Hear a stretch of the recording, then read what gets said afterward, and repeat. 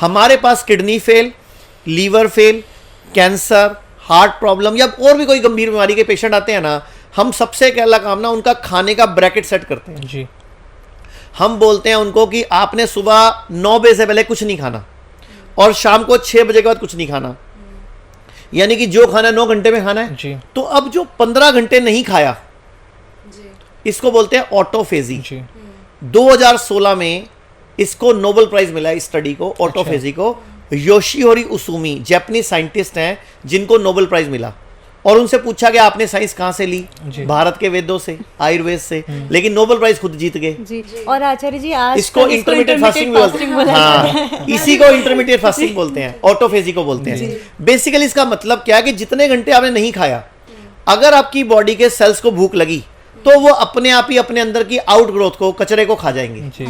मतलब आपकी बॉडी के सेल्स, गुड सेल्स अपने आप ही बैड थिंग्स को खत्म कर देंगे। अगर आपकी बॉडी में कोई कैंसर की गांठ बन रही है, कोई पथरी बन रही है, कोई रसौली बन रही है, कोई ट्यूमर बन रहा है, कोई सिस्ट बन रही है, तो जो आपने बोला था पीसीओडी, या किडनी पे सिस्ट आ गई है, या लीवर पे सिस्ट आ गई है, यूट्रस में सिस्ट आ गई है, कहीं भी आ गई है, तो बॉडी उसको खत्म कर देगी। इसके पीछे विज्ञान ये है जी। तो किडनी फेलियर का भी जो एक रोग है आचार्य जी, बहुत लगातार बढ़ रहा है। हम देख रहे हैं आज की डेट में ना छोटे छोटे बच्चों को भी किडनी फेलियर की समस्या हो जाती है, डायलिसिस पे लोग चले जाते हैं। तो आयुर्वेद में डायलिसिस पूरी तरह से रोक सकता है, बचा सकता है डायलिसिस से? क्योंकि आयुर्वेद को कहा जा रहा है आज की डेट में कि उभरता हुआ है जो हर बड़ी बीमारी को ठीक कर रहा है। देखो, अंग्रेजों ने 150 साल मेहनत करी इस शब्द को खत्म करने के लिए जी। आयुर्वेद को, बकायदा कानून बनाए, इस पर फांसी की सजा, जेल जाने की सजा का प्रावधान रखा। अच्छा। सबसे पहले अंग्रेजों ने 1895 में बनाया था एपिडेमिक एक्ट, जो अभी पैंडेमिक एक्ट के नाम से चलता है, जो अभी कोरोना में लगाया भी गया था पैंडेमिक एक्ट। एक्चुअल में ये एपिडेमिक एक्ट का हिस्सा है। अच्छा। एपिडेमिक एक्ट ही है वो। 1895 में बनाया था अंग्रेजों ने। क्यों बनाया था? अंग्रेज भारत में राज करते थे जी। पूरी दुनिया में प्लेग फैला 1895 में। ठीक है। तो अंग्रेजों ने एपिडेमिक एक्ट बना के आयुर्वेद को पिछड़ी पत्ती घोषित कर दिया, ताकि आयुर्वेद से प्लेग का इलाज ना हो सके और डॉक्टरों को एलोपैथी की गोलियां ही खिलानी पड़े।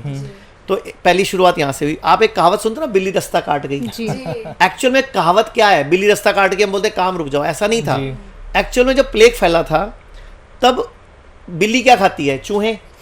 और अंग्रेजों की लेडीज जो वाइफ्स है वो बिल्लियां पालती थी, तो गांव वाले उनसे दूर रहते थे उस टाइम। अच्छा। तो एक कहावत चल पड़ी, बिल्लियों से दूर रहो, और वो धीरे धीरे वक्त के साथ बदलते बदलते बिल्ली रास्ता काट के बन गया। क्योंकि जब हम उस टाइम लोग चप्पल जूते नहीं पहनते थे, नंगे पांव घूमते थे खेतों में, तो बिल्ली का बाल पांव में लग जाता था, तो लोग कहते थे प्लेग हो जाएगा।